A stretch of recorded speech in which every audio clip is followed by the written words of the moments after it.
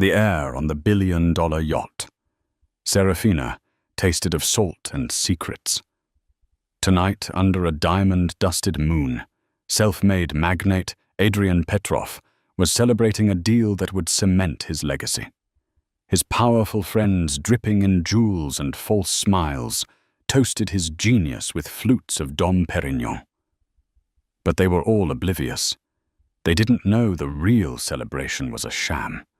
They didn't know that miles away, Adrian's pregnant wife, Isabella, was staring at two blue lines on a test her heart, hammering with a truth that would shatter this perfect illusion. And they certainly didn't know she was on her way to crash this party, carrying the one secret Adrian couldn't control, his hidden heir. The Mediterranean moon was a flawless pearl suspended in a velvet sky, its light spilling across the impossibly blue waters of the Côte d'Azur. It illuminated the striking silhouette of the Serafina, a 300-foot monument to modern opulence, anchored just far enough from the twinkling lights of Monaco to feel like a private kingdom. On its decks, a carefully curated guest list of Europe's elite mingled. There were tech barons with boyish faces and predatory eyes, aging aristocrats clinging to their titles and supermodels, whose beauty was both a currency and a cage. They were all orbiting one man, the sun, around which their gilded world turned tonight, Adrian Petrov. Adrian was a man carved from ambition, with a jawline as sharp as his business acumen and eyes the color of a stormy sea. He possessed a charisma that was both magnetic and menacing. He moved through the crowd with an easy grace, his hand-tailored Tom Ford suit clinging to his athletic frame. He'd shake a hand, his smile never quite reaching his eyes, and murmur a perfectly pitched pleasantry that made the recipient feel seen, yet simultaneously assessed and dismissed. Tonight he was celebrating the successful acquisition of a rival tech firm, a move the financial papers were calling a masterstroke of corporate woofer. To Adrian, the man who doesn't just climb mountains, he buys them. A Russian oligarch with a booming laugh raised his glass. The crowd roared its approval. Flutes of Dom Perignon, the 2008 vintage, were raised in a glittering salute. The champagne, crisp and effervescent, was a fitting symbol for the evening expensive bubbly and ultimately empty. Adrian acknowledged the toast with a practiced nod, the picture of magnanimous success. But beneath the veneer of triumph, a cold coil of unease was tightening in his gut. The celebration felt premature. The deal was done, but the real victory he sought was still hanging in the balance, a delicate negotiation of a far more personal nature. He scanned the faces on the yacht, a sea of transactional relationships. These weren't friends. They were assets, allies, and potential threats. Every smile was a calculation, every compliment a down payment on a future favor. Miles away in the palatial villa that perched on the cliffs overlooking the sea, Isabella Petrov felt the chill that had nothing to do with the mansion's aggressive air conditioning. The house was a marvel of modern architecture, all glass, white marble, and minimalist furniture. It was featured in magazines, a testament to Adrian's exquisite taste. But to Isabella it was a beautiful, sterile prison. The silence within its walls was a living thing, broken only by the distant, rhythmic crash of waves against the rocks below. She stood in the center of their cavernous bathroom, the marble cool beneath her bare feet. In her trembling hand, she held the positive pregnancy test, the third one she had taken that day. Each one had delivered the same stark, terrifying, and wondrous verdict. 2 blue lines, a baby. Adrian's baby. A wave of nausea, one that had become her constant companion for the past 6 weeks, washed over her. But this time it was laced with a dawning horror.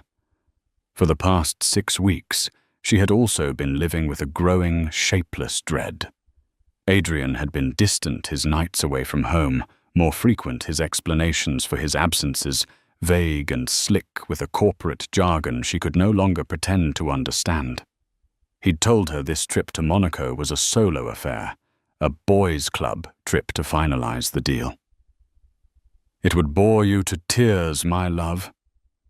He had said, his kiss a cool, fleeting pressure on her forehead. She had wanted to believe him. For 2 years she had played the part of the perfect wife, elegant, supportive, and blissfully incurious. She had stood by his side at countless galas, her smile as practiced as his. She had learned to ignore the whispers of the other wives, the pitying glances that lingered a moment too long. She had convinced herself that the coldness in their marriage was simply the price of his ambition, that the man she had fallen in love with, the passionate, driven man who had swept her off her feet, was still there, buried beneath layers of wealth and power. But the 2 blue lines changed everything. This was no longer about her loneliness or her suspicions. This was about a child. Her child. A child who deserved a father, not a phantom. A child who deserved more than a life in a gilded cage. The final straw had come an hour ago. A stray email left open on Adrian's tablet. It was from his personal assistant, a woman whose efficiency was matched only by her icy loyalty. The subject line was, "Monaco Celebration Logistics." Isabella's finger had hovered over the screen, her heart a frantic drum against her ribs. She knew she shouldn't look. She knew that crossing this line was an act of marital treason from which there was no return. But the need to know the gnawing emptiness of the unknown was a physical force. She opened it. The email contained a detailed itinerary for the yacht party. The guest list, the catering menu from a Michelin-starred chef, the specific vintage of the champagne. And at the bottom, a note that made the blood freeze in her veins. Remise Dubois's arrival. Please ensure she is brought directly to the master suite upon boarding. Mr. Petrov wishes to speak with her, privately, before the other guests arrive. Discretion is paramount. Miss Dubois. Chloe Dubois. A name Isabella had seen before in the society pages, a Parisian art dealer with a reputation as formidable as her beauty. A name Adrian had mentioned once dismissively as a business acquaintance. The lie was so blatant, so insulting in its simplicity, that it shattered the last vestiges of Isabella's denial. The party wasn't just a business celebration. It was a lie. Her husband was a lie. A strange calm settled over her. The nausea receded, replaced by a steely resolve. She would not sit in this silent mausoleum while her husband celebrated his triumphs with another woman. She would not let her child be born into a world of secrets and deceit. She walked to her closet, a room the size of a small apartment filled with designer gowns she rarely had occasion to wear. She bypassed the vibrant silks and sparkling sequins, her hand settling on a simple, elegant gown of ivory crepe. It was understated, almost severe in its design, but it clung to her frame in a way that hinted at the new, gentle curve of her belly. She wouldn't hide it. Not anymore. She slipped on a pair of flat, pearl-adorned sandals, forgoing the stilettos that felt like instruments of torture. She swept her dark hair back into a low, severe ponytail, her face pale but determined in the mirror. She looked like a woman going into battle. As she walked through the echoing halls of the villa, her handbag, a simple leather tote, a stark contrast to the diamond-encrusted clutches she usually carried, slung over her shoulder. She felt a flicker of the woman she used to be. A woman who had been a respected journalist, a woman who had her own voice, her own life before she had allowed herself to be absorbed into Adrian's world. She called for a taxi, not the chauffeured Mercedes that sat gleaming in the garage. She needed the anonymity, the sense of reclaiming a small piece of her independence. As the taxi wound its way down the cliffs towards the glittering lights of the marina, Isabella placed a protective hand over her stomach. The hidden heir. Adrian was on his yacht, celebrating a kingdom built on lies. He had no idea that the one thing that could bring it all crashing down was on its way, cradled safely in the womb of the wife he had so foolishly underestimated. The Moonlit party was about to have an uninvited guest. The Port Hercules marina was a forest of gleaming white masts and polished chrome. The air buzzed with a different kind of energy than the silent cliffs. The thrum of engines, the murmur of multiple languages, the distant pulse of music from the various vessels celebrating the warm summer night. Isabella paid the taxi driver her hand steady as she stepped onto the polished cobblestones. In her simple ivory dress, she was an anomaly, a whisper of stark reality amidst the loud performance of wealth. She walked towards the main pier, her tote bag feeling heavier with every step. It contained her wallet, her phone, and the 3 pregnancy tests nestled in a silk pouch. They were her proof, her ammunition. Finding the Serafina was easy. It was the largest, most ostentatiously lit yacht in the harbor, a floating palace that seemed to sneer at the lesser vessels around it. A security team men in sharp suits with discreet earpieces stood at the gangplank. "May I help you, madam?" The head of security was built like a refrigerator, his expression professionally impassive. "I'm here to see my husband," Isabella said, her voice clear and calm. "Adrian Petrov." The man's eyes flickered with a brief, almost imperceptible moment of confusion. He was clearly not expecting her. He glanced at his list, a tablet held in his meaty hand. "I'm sorry I don't have your name down, madame." "I'm sure you don't," Isabella replied, a hint of ice in her tone. "My name is Isabella Petrov. I am his wife. You can either let me on this boat, or I can start making a scene that will attract the attention of every paparazzo currently hiding in the shadows. Your choice." The guard's jaw tightened. He recognized the steely glint in her eyes, the unmistakable look of a woman who had nothing left to lose. He spoke quietly into his wrist. "Sir, we have a situation at the gangplank. A Mrs. Isabella Petrov is here." There was a pause. Isabella could imagine the frantic whispered conversation on the other end. She could picture Adrian's face, the mask of a charming host momentarily slipping to reveal the cold fury beneath. After a long moment, the guard nodded stiffly. "Go ahead, Mrs. Petrov." She walked up the gangplank, her flat sandals making a soft, defiant slap with each step. As she stepped onto the teak deck, it was as if she had walked through an invisible barrier. The vibrant soundscape of the party, the smooth jazz, the clinking glasses, the cacophony of self-important conversations seemed to falter. A ripple of silence spread outwards from her, a sudden jarring halt in the rhythm of the night. Heads turned. The music, as if on cue from a confused DJ, faded into an awkward silence. 100 pairs of eyes, a mixture of curiosity, confusion, and predatory glee fixed on her. She was the disruption they had all been secretly craving, a crack in the flawless facade of the evening. She saw the faces of Adrian's friends, their expressions morphing from feigned bonhomie to undisguised fascination. They smelled blood in the water. And then she saw him. Adrian was standing near the grand staircase leading to the upper deck, a flute of champagne in his hand, a beautiful raven-haired woman in a glittering scarlet dress by his side.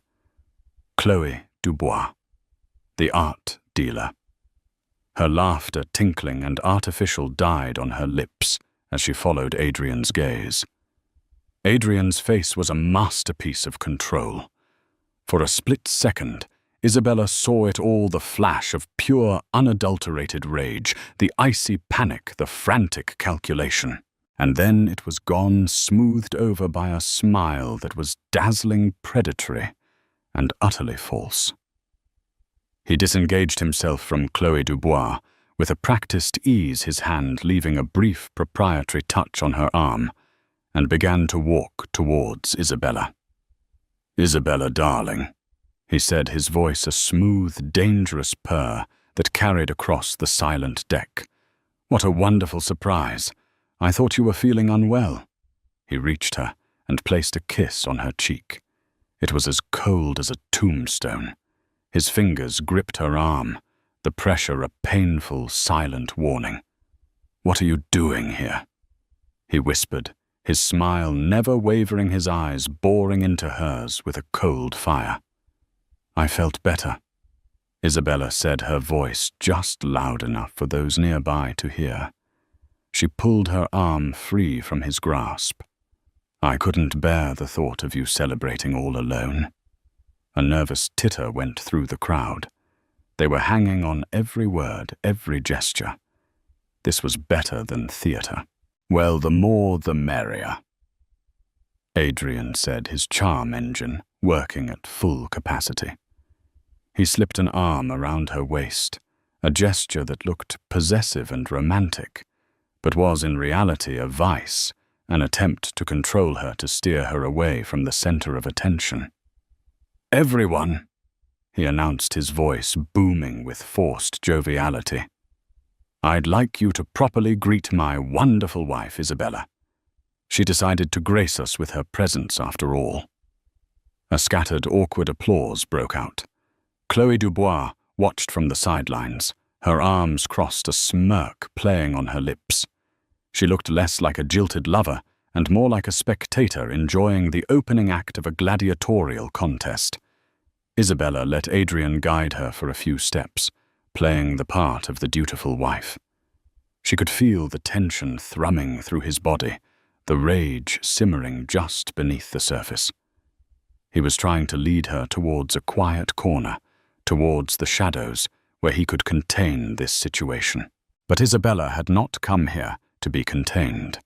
She stopped in the very center of the main deck, directly under the brilliant glow of a crystal chandelier.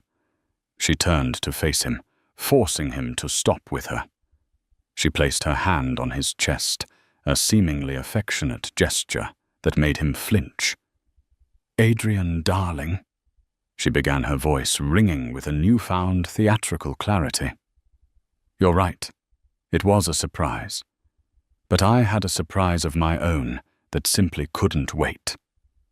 She looked around at the sea of expectant faces, from the Russian oligarch to the sneering aristocrats. She held their gaze one by one, letting the silence stretch, letting the tension build until it was a palpable thing, a tightening in the air.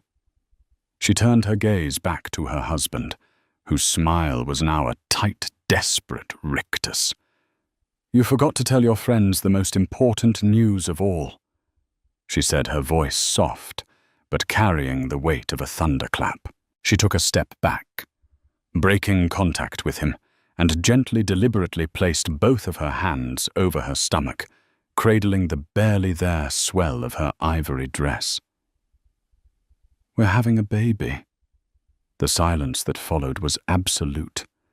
It was a silence so profound that the gentle lapping of the waves against the hull of the yacht sounded like a roar. The champagne flutes froze halfway to lips. The smirks and whispers died.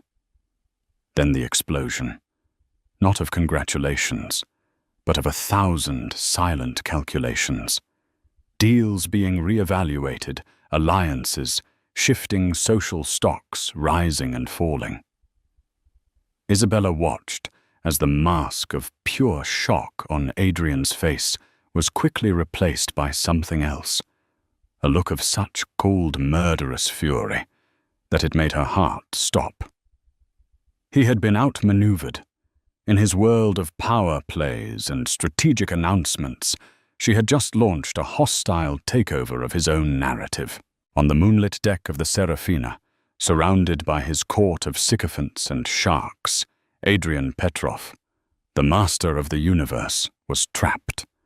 And his pregnant wife, the woman he had dismissed and deceived, held the entire world's attention with his hidden heir in her womb as her ultimate undeniable trump card. The party was just getting started.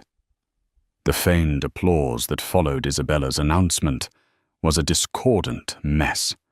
It was too loud, too forced a clumsy attempt to paper over the gaping crater she had just blasted in the middle of the party. People rushed forward, their faces arranged in masks of delight. "Adrian, my boy, a father. This calls for more champagne." The oligarch boomed, slapping Adrian's back with a force that made him stumble. "Oh, Isabella, you're glowing. Absolutely radiant." A woman with a face stretched tight by surgery exclaimed, her eyes darting between Isabella's belly and Adrian's thunderous expression. Adrian, ever the performer, recovered with terrifying speed. He wrapped his arm around Isabella again, this time pulling her so close it was almost painful. He buried his face in her hair, a gesture that looked to the crowd like a moment of overwhelming emotion. But his whisper was venomous, a snake's hiss in her ear. "You have no idea what you've just done. When we are done with this charade, you and I are going to have a talk you will never forget." He pulled back, his face a perfect portrait of a joyous father-to-be. "We're just overwhelmed. We wanted to wait, to tell everyone, to have the moment for ourselves a little longer. But my wife, she's always been impatient." He laughed, and the crowd laughed with him, relieved to be given a script. He needed to get her away from the prying eyes. "Darling, you must be exhausted. Come, let's get you some water. We have a quiet suite downstairs where you can put your feet up."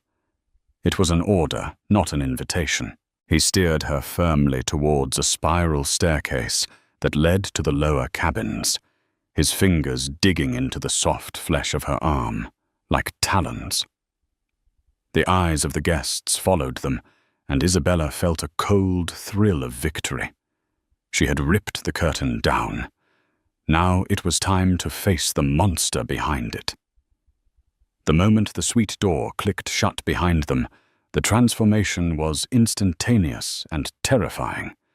The charming, smiling Adrian vanished as if he had never existed. The man who turned to face her was a stranger, his face pale with rage, his eyes glittering with a cold reptilian fury. "Are you insane?" he snarled, his voice a low, guttural sound. He began to pace the opulent cabin, a caged tiger in a silk suit. The room was a smaller version of their sterile mansion, all cream leather, polished chrome, and impersonal art. Of all the stupid, reckless, emotionally incontinent things you could have possibly done, this is monumental. Isabella stood her ground, her back against the door. "I thought you'd be happy. You're going to be a father, Adrian." He stopped pacing and let out a short, barking laugh, devoid of all humor. "Happy? You think this is about being happy? This was never about happiness, you naive little fool. This is about power. This is about a multi-billion-dollar merger. This is about timing." He stalked towards her, his finger jabbing the air in front of her face. "That deal I just closed, it was with Sheikh Al-Hamad, a man whose entire empire is built on family values, on legacy, on tradition. My position was precarious. He needed to know I was stable, that I was a man who understood the importance of an heir." "So you were using me?" Isabella stated the words, tasting like ash. You were using our baby. Using you. He laughed again, incredulous. Of course I was using you. Everything is about leverage. I was going to announce it myself next week at the Al-Hamad family dinner in Dubai. I had a speech prepared. It was going to be perfect. It would have sealed my position, made me untouchable. But you couldn't wait. You had to have your little moment of drama, didn't you? You had to stand in the middle of my party and make it all about you. His cruelty was so raw, so undisguised that it took her breath away. The man she thought she knew, the man she had loved, was a complete fabrication. Before her stood the real Adrian, a ruthless puppeteer, and she had just been one of his favorite marionettes. And what about her Isabella's voice was barely a whisper? Was Chloe Dubois part of the leverage too? Adrian's eyes narrowed. Chloe is business, a valuable asset, something you clearly know nothing about. She understands the game. She knows the rules. He looked her up and down, his gaze filled with contempt. You wanted to be a part of this world, Isabella. Well, this is it. It's not charity balls and pretty dresses. It's a battlefield. And you just walked into the middle of it with a target painted on your back. He turned away from her, running a hand through his perfectly coiffed hair, the first sign of his composure cracking. You've ruined everything. Al-Hamad will see this for what it is, a desperate, pathetic sideshow. He'll think I can't even control my own wife. Isabella felt a flicker of defiance ignite within the cold terror. Maybe he'll think she's finally learned how to stand up for herself. Before Adrian could retort, a soft knock came at the door. Everything all right in there? A smooth baritone voice called out. Adrian's face shifted again, the mask of civility snapping back into place, albeit imperfectly this time. He opened the door to reveal a man Isabella recognized from the party's periphery. Julian Croft. He was Adrian's chief rival, the CEO of the company Adrian had just outmaneuvered. He was handsome in a more severe, classical way than Adrian, with intelligent, watchful eyes that seemed to miss nothing. Julian Adrian said, his voice tight. We're fine.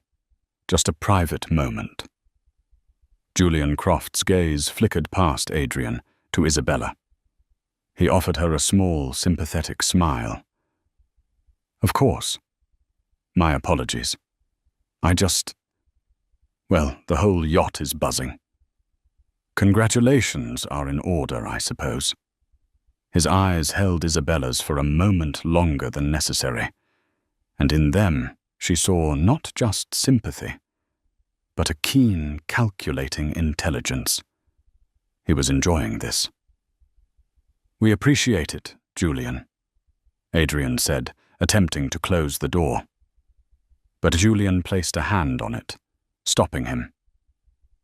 A man like you, Adrian, he said, his voice dropping slightly, a man who plans everything down to the last detail.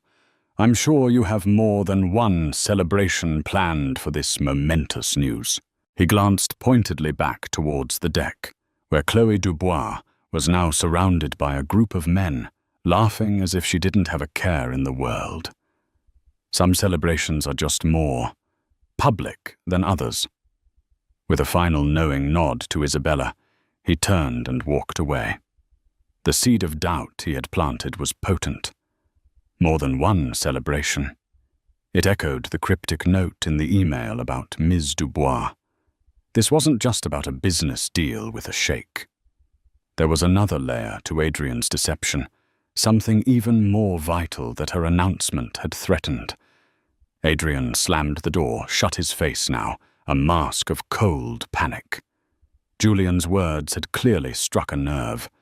He looked at Isabella, but he wasn't seeing her anymore. He was seeing a threat, a loose cannon, that had just jeopardized a far more intricate game than she could possibly imagine. "Get dressed," he ordered, his voice flat and devoid of emotion. "We're leaving. The party's over." "My party is just beginning," Isabella retorted, a newfound strength hardening her voice. "I'm not going anywhere. I'm going to go back up there and enjoy the celebration. Our celebration." She reached for the doorknob, but he grabbed her wrist, his grip like steel. "You will do as you're told," he hissed, his face inches from hers. "You have no idea who you're dealing with. You have no idea what's at stake." But for the first time, Isabella wasn't afraid. She was terrified, yes, but underneath the terror was a bedrock of certainty. She finally knew exactly who she was dealing with, and she knew that the life of the child inside her depended on her fighting back. She looked down at his hand on her wrist and then back up at his face, her gaze unwavering. The cracks in his facade were showing, and she was determined to shatter it completely. Isabella wrenched her arm free from Adrian's grasp. The shock on his face at her defiance was almost comical.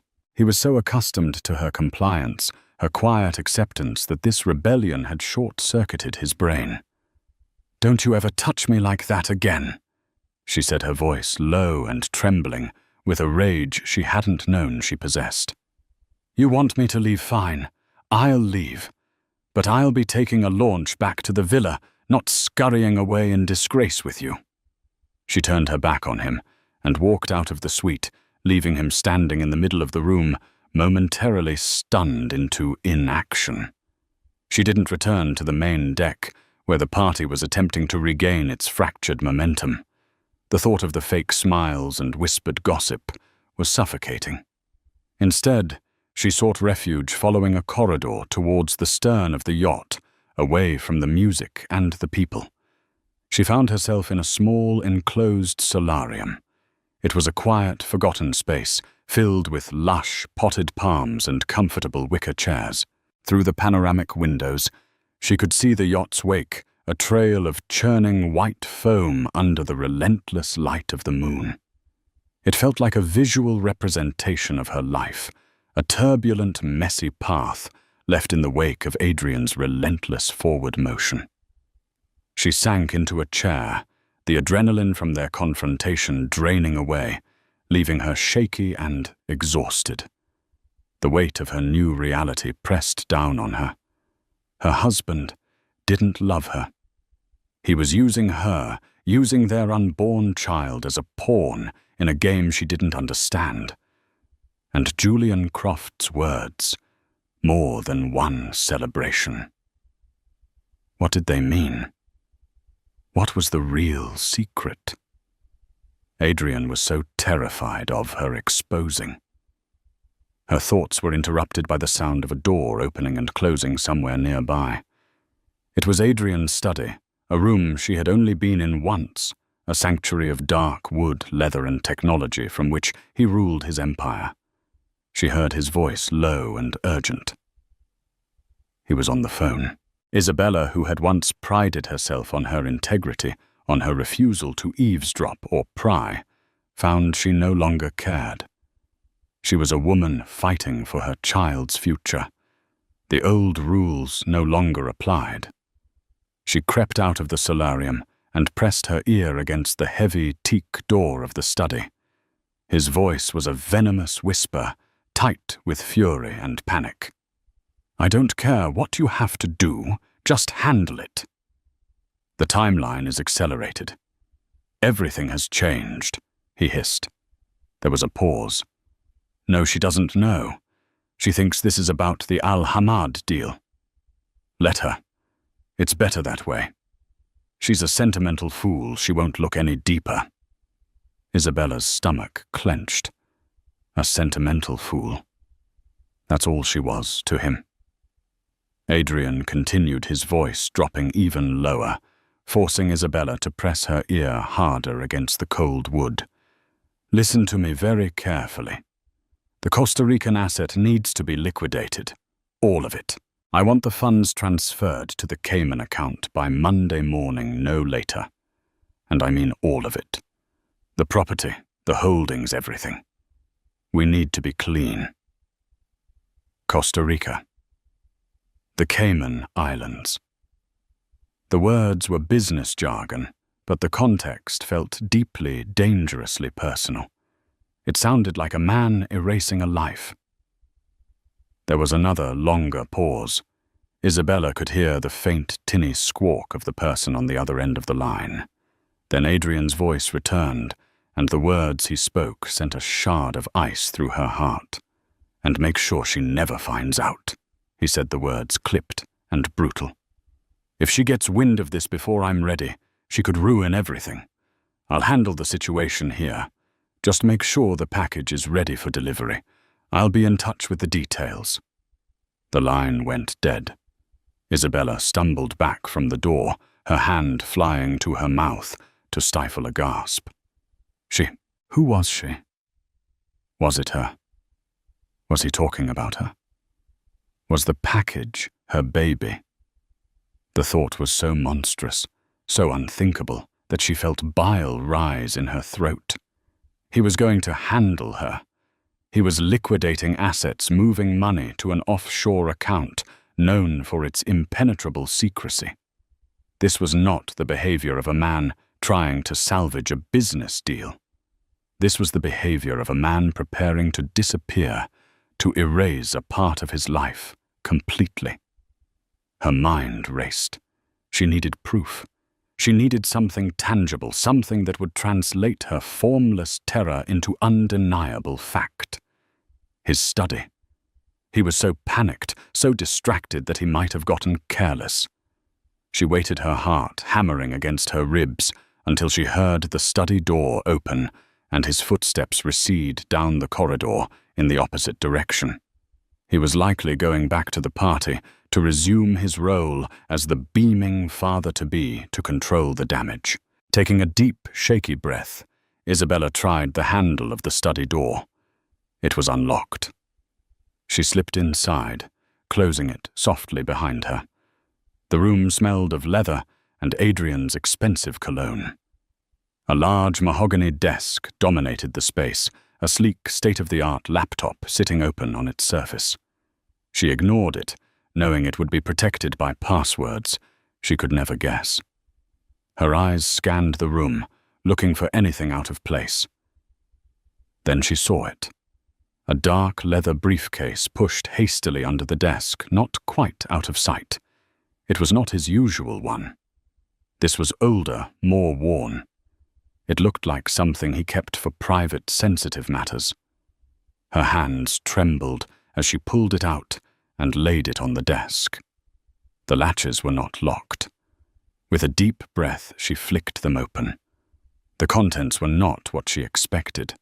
There were no fools on the Alhamad deal, no corporate acquisition paperwork. There was a single thick manila folder. Her name was written on the tab in Adrian's sharp, decisive handwriting, Isabella Petrov. Her blood ran cold. With a sense of dread so profound, it felt like she was moving underwater. She opened the folder. The first document was a prenuptial agreement. Not the one she had signed, a fairly standard document her own lawyers had reviewed. This was a different version, a revised draft, dated 6 months ago. It was ruthless. In the event of a divorce, she would be left with virtually nothing, stripped of any claim to his assets, his companies, his homes. A clause was circled in red ink, a clause about moral turpitude and public disgrace, stating that any action which brought the family name into disrepute would nullify the agreement entirely, leaving her utterly destitute. Her stunt tonight would have certainly qualified. Beneath that was something even more sinister. It was a life insurance policy. A policy taken out on her. The beneficiary was not their estate. It was a holding company she had never heard of, registered in the Cayman Islands. The payout was astronomical, a figure so large it seemed like a typo. $50 million. The date the policy was enacted was stamped clearly at the bottom. It was 5 weeks ago, just days after she had joyfully, tearfully told Adrian that she was pregnant. Isabella sank into the leather chair behind the desk, the document spread out before her like a death sentence. The pieces clicked into place with a horrifying, sickening finality. The distance, the secret party, the rage at her announcement, the liquidation of assets, the life insurance policy. He wasn't planning to divorce her. He was planning to erase her. She thought of the package he had mentioned on the phone. Was it possible? Could he be so monstrous as to arrange for an accident? One that would leave him a grieving widower, a single father to a newborn heir, and $50 million richer. It was the plot of a low-budget thriller, too outlandish to be real. But looking at the cold, hard proof in front of her, Isabella knew. It was real, and it was happening to her. The poisoned whisper she had overheard through the door had not been a misunderstanding. It had been her husband, her child's father, calmly and methodically planning her demise. She was no longer just a sentimental fool in his eyes. She was a liability to be neutralized. And the hidden heir in her womb was not a joy to be celebrated, but a complication to be managed in the aftermath of her death.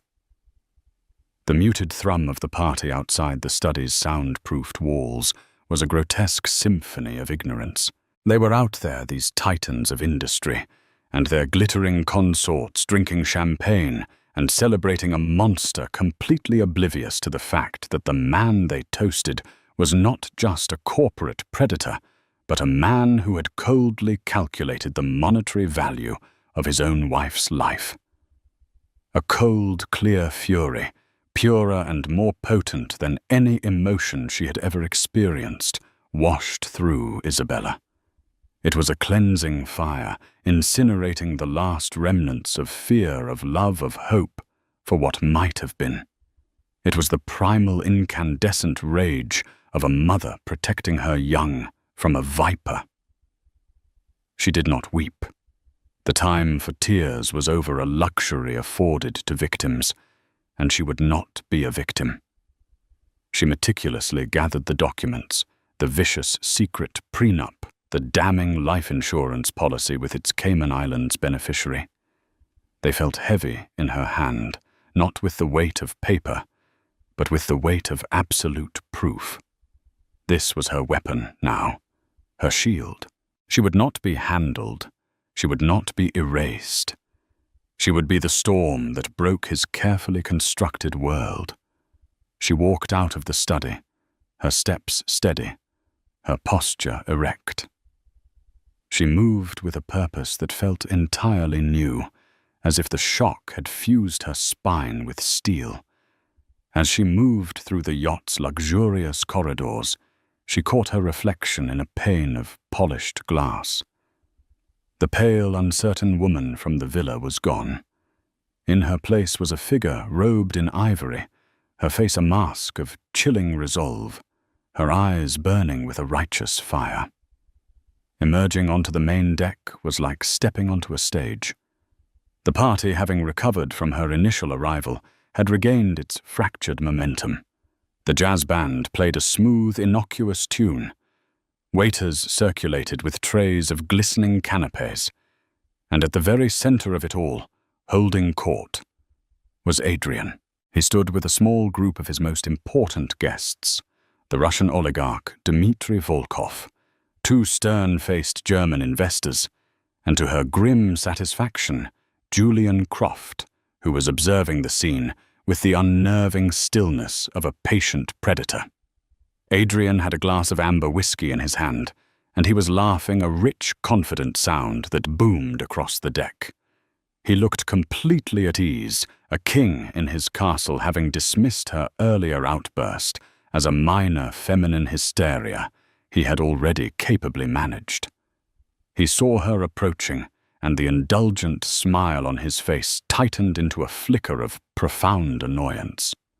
He clearly expected her to be sequestered below weeping or sleeping. Her presence here now was an act of insubordination. "Darling," he said, stepping forward to intercept her before she could reach the group, his voice a low warning disguised as endearment. "I thought we agreed you needed to rest. You look pale." "I've never felt clearer in my life," Isabella said, her voice dangerously calm, loud enough to cut through the nearby chatter. She elegantly sidestepped his attempt to block her moving directly into the center of the influential circle. The conversation faltered. All eyes turned to her. She had their undivided attention. "Adrian," she began addressing him, but projecting her voice to everyone present. "I apologize for interrupting your very important conversations, but I was just doing some light reading in your study. You really should be more careful about where you leave your private papers. It's so revealing." Adrian's smile was gone, replaced by a rigid mask of fury. The blood drained from his face, leaving a sickly pale sheen under the party lights. "Isabella," he gritted out, "this is neither the time nor the place for your games." "Oh, I think it's the perfect time and place," she retorted, her voice as sharp and cold as breaking ice. She held up the sheaf of papers, her hand perfectly steady. "I think your friends, your partners, the men whose fortunes are tied to yours, should know what a thoughtful, forward-thinking husband you are. A real family man." She held up the life insurance policy, letting the moonlight catch the official letterhead. "For example, this fascinating document, a life insurance policy for $50 million, taken out on me just last month. Isn't that romantic?" Her voice dripped with a venomous sarcasm that made the German investors exchange a nervous glance. "He's ensuring my future, our child's future, is utterly secure." She paused, letting the implication hang in the air. "The only strange thing is the beneficiary isn't our family. It's a shell corporation in the Cayman Islands. I believe the file was labeled contingency." "And what a coincidence," she added, her eyes locking onto Adrian's. "It's the same tax haven you were just screaming at your associate to liquidate all your Costa Rican assets to. I imagine that's just prudent financial planning, too."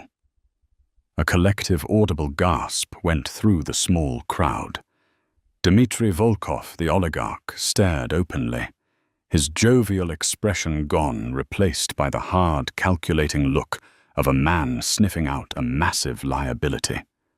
Julian Croft's eyebrow arched in a perfect expression of feigned surprise, but his eyes danced with undisguised glee. Adrian's composure, his entire life's performance of unassailable control, finally irrevocably shattered. He was no longer a charming host or a brilliant CEO. He was a cornered animal. He lunged forward, his face contorted in a mask of pure rage, and grabbed for her arm, trying to snatch the papers away. "Give me those. You're hysterical. You have no idea what you're talking about." Isabella pulled back with surprising strength, clutching the documents to her chest. "Hysterical, am I?" Her voice rose, ringing with righteous fury, a clarion call of accusation that silenced the entire yacht. The band trailed off mid-note. Every head on every deck turned towards them. Or did I just discover that my husband, the celebrated father-to-be, is planning to have me killed for an insurance payout? The accusation hung in the hot, humid air, monstrous, unthinkable, and utterly riveting. A woman screamed somewhere on the upper deck. The idyllic party had just turned into a public trial. And then Adrian began to laugh. It was not a sound of humor or mirth. It was a ghastly, unhinged torrent of sound that clawed its way out of his throat. He threw his head back and howled at the moon, a laugh of pure nihilistic amusement. It was the laugh of a man who had been caught but felt no remorse, only contempt for the fool who had caught him. The chilling sound washed over the guests, more terrifying than any threat.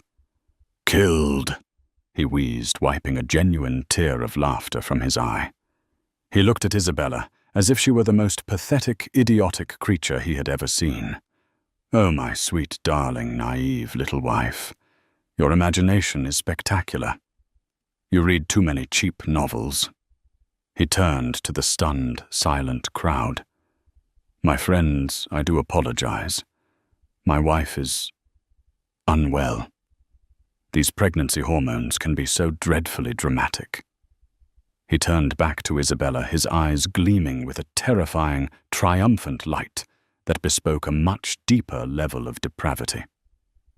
"The insurance policy. The prenup. My dear, that's just business. A contingency plan. Paperwork to keep the lawyers busy in a worst-case scenario. You found a smoke screen, Isabella, not a murder plot. You are so much less important than that." He took a step closer, invading her space, his voice dropping into a conspiratorial purr that was meant to unnerve and dominate. "The real secret," he said, savoring the moment, the absolute power of his hidden truth. "The real reason for this party is so much more magnificent than your pedestrian little fantasies." His eyes scanned the crowd, a showman preparing for his grand reveal. "You all think this party is for the Al-Hamad deal a trifle. You think I'm celebrating a corporate victory insignificant." He paused, letting the tension coil into an unbearable knot. "Tonight, Isabella, is my 5-year wedding anniversary." Isabella could only stare, her mind struggling to process the non sequitur. Our anniversary isn't for another 3 months."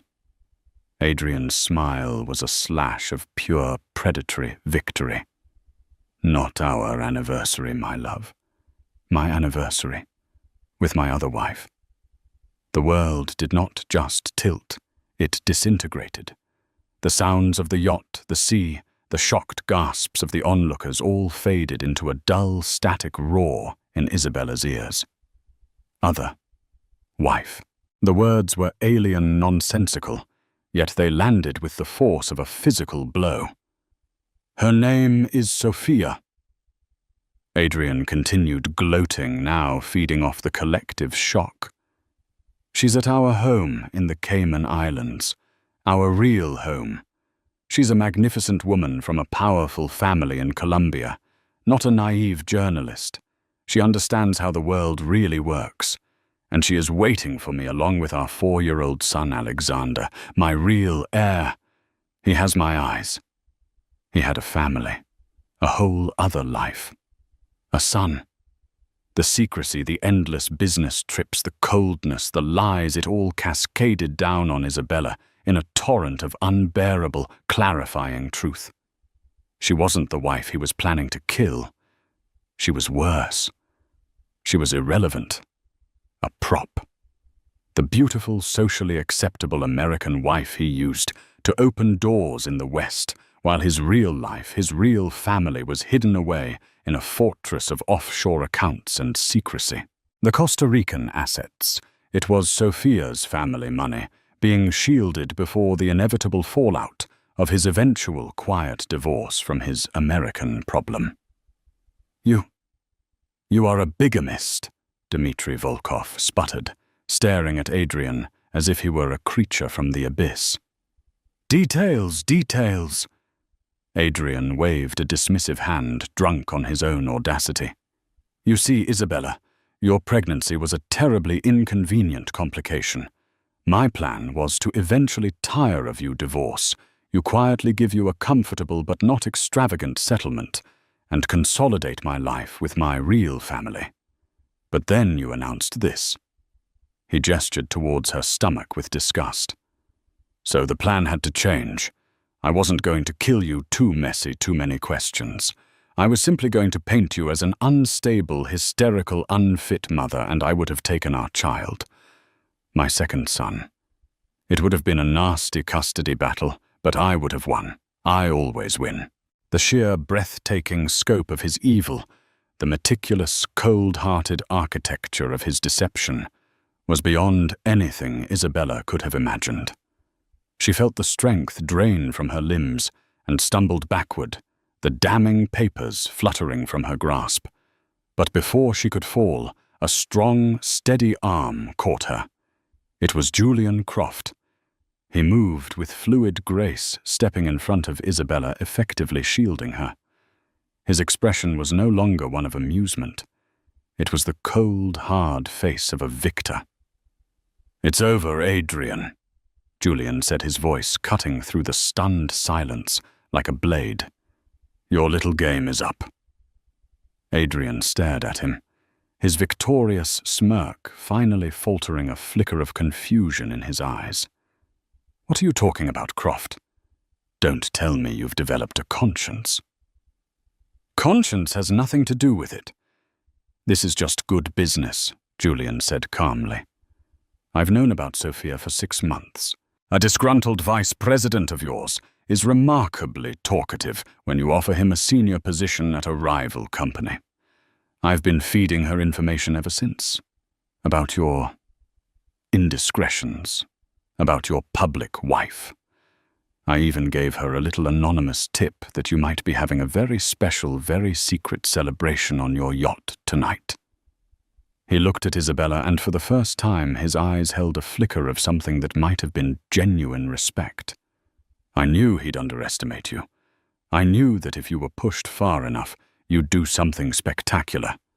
And you did not disappoint." Julian pulled out his phone, its screen glowing in the dim light. "Sophia is a very clever woman, Adrian. And a very, very angry one. She's on a conference call right now with 3 members of your board of directors, the head of enforcement at the SEC, and a senior journalist from the Wall Street Journal. She has authenticated marriage certificates, her son's birth certificate, bank statements, detailing your illegal asset transfers. Everything. Your kingdom isn't just being threatened, Adrian. It's already gone." The color drained completely from Adrian's face. The mask of the master of the universe dissolved, revealing a hollowed-out, panicked man. He looked around wildly at the faces of his former allies, who were now backing away from him as if he were carrying a plague. He looked at the German investors who were already speaking frantically into their phones. He looked at Julian, the architect of his ruin. And finally he looked at Isabella, at the woman he had so casually planned to destroy, and saw not a victim, but a terrifying angel of judgment. The maelstrom had hit. The Moonlit yacht party had become the scene of a spectacular, inescapable shipwreck, and Adrian Petrov, the man with 2 wives, 2 lives, and no heart, was going down with the vessel. The fallout was catastrophic. In the aftermath of that moonlit night, Adrian Petrov's empire didn't just crumble. It was pulverized. The story of his bigamy, his cruelty, and his breathtaking deceit became a global scandal, a cautionary tale whispered in boardrooms and splattered across tabloids. He lost his company, his fortune, and his freedom buried under an avalanche of legal battles from 2 wives, cheated investors, and federal investigators. The Serafina was seized a silent, floating tombstone for a dead legacy. But for Isabella, the storm's end was the beginning of a new, quiet dawn. She did not want revenge or a piece of his ruined empire. She wanted peace.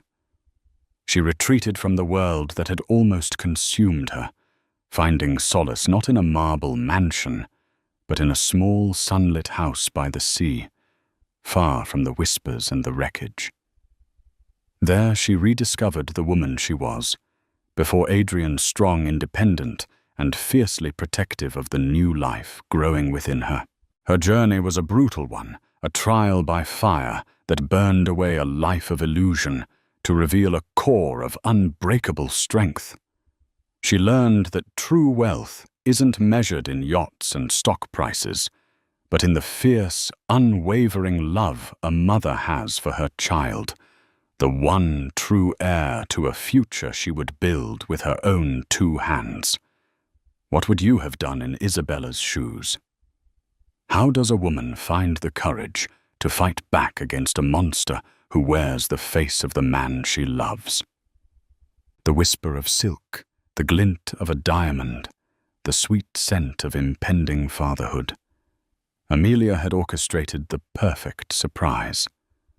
A gift not just of luxury, but of love sent to her husband's gleaming corporate office. It was a testament to their shared future, a future she carried gently within her.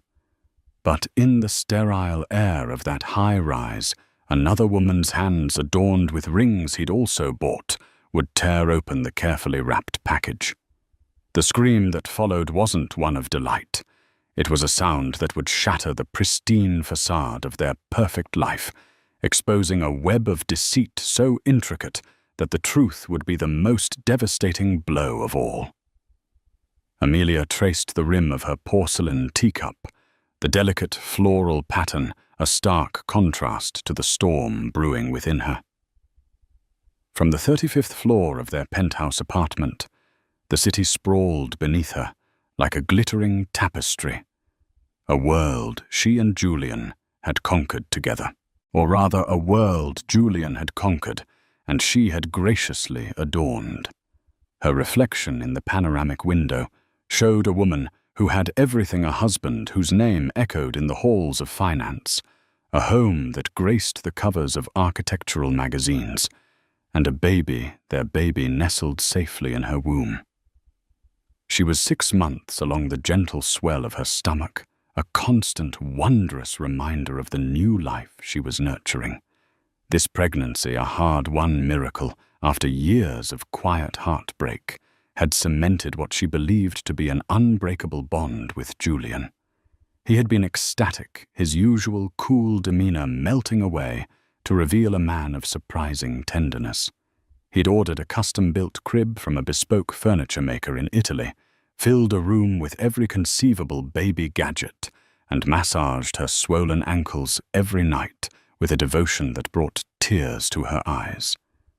Julian was a man of grand gestures. Their life was a testament to it.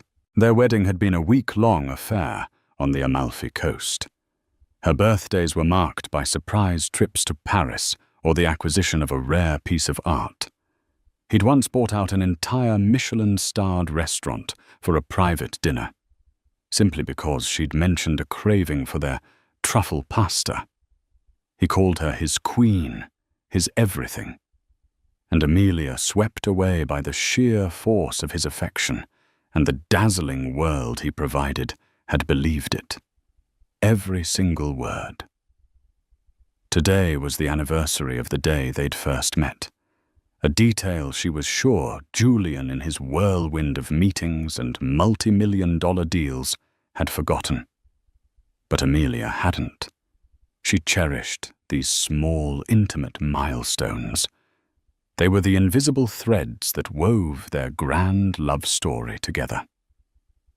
To commemorate it, she had planned a surprise that was both deeply personal and a nod to the life he so meticulously curated.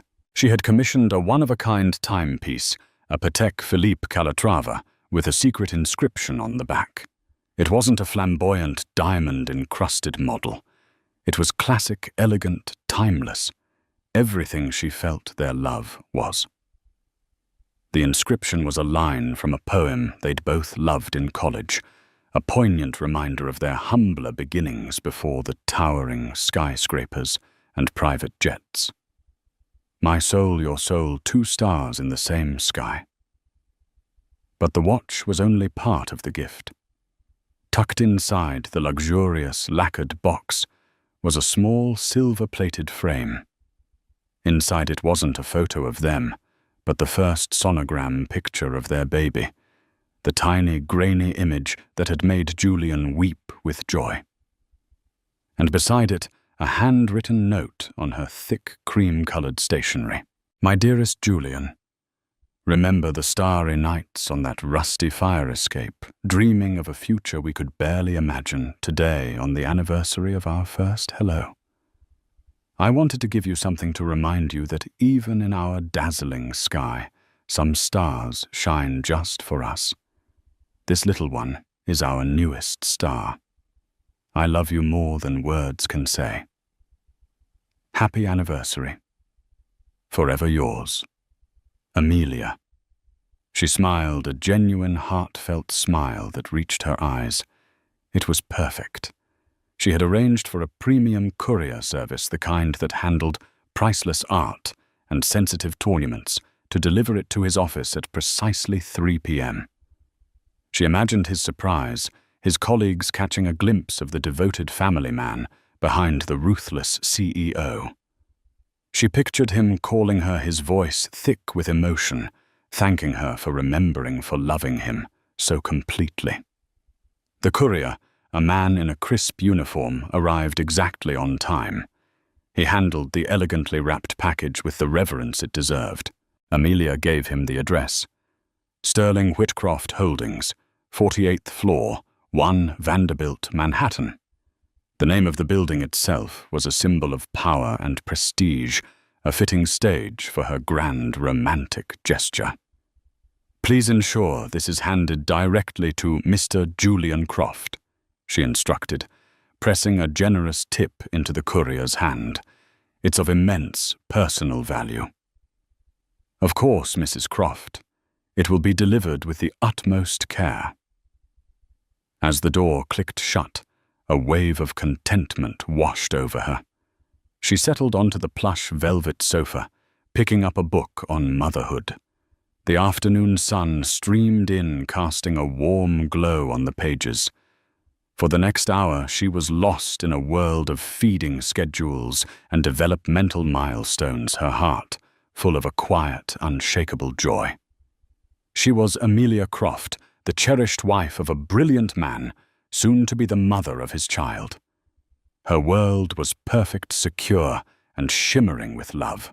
The scream that would tear it all apart was still hours away, an impossible sound in a life so meticulously soundproofed from reality. Julian's office was an extension of his personality, sleek, modern, and intimidating. Glass walls offered a panoramic view of the city, but the real power was inside the room. A massive mahogany desk, an array of monitors displaying fluctuating market data, and a collection of abstract art that was both expensive and emotionally distant. It was a space designed to communicate dominance. His executive assistant, a woman in her late 50s with a stern but efficient demeanor, guarded the entrance to this inner sanctum like a hawk. She vetted his calls, managed his impossible schedule, and could spot a sycophant from a mile away. Her name was Margaret, and she was fiercely loyal to Julian. She was also, Amelia knew, fond of her. Margaret often commented on how Amelia was a calming influence on her demanding boss. When the courier arrived at the 48th floor, it was Margaret he met. A package for Mr. Julian Croft, the courier announced, presenting the beautifully wrapped box. Personal delivery. Margaret's eyebrows rose slightly. It wasn't unusual for gifts to arrive, but this had a different feel. It was elegant, personal, not the usual ostentatious corporate gift basket. She recognized the expensive wrapping paper, the same kind Amelia had used for Julian's last birthday gift. A small, knowing smile touched her lips. "Thank you. I'll see that he gets it," she said, signing the electronic pad. She carried the gift towards Julian's office, her heels clicking softly on the polished marble floor. The glass door was slightly ajar, and she could hear voices from within. Julian's deep, confident tone and a lighter, feminine laugh that was decidedly not Amelia's. Margaret paused.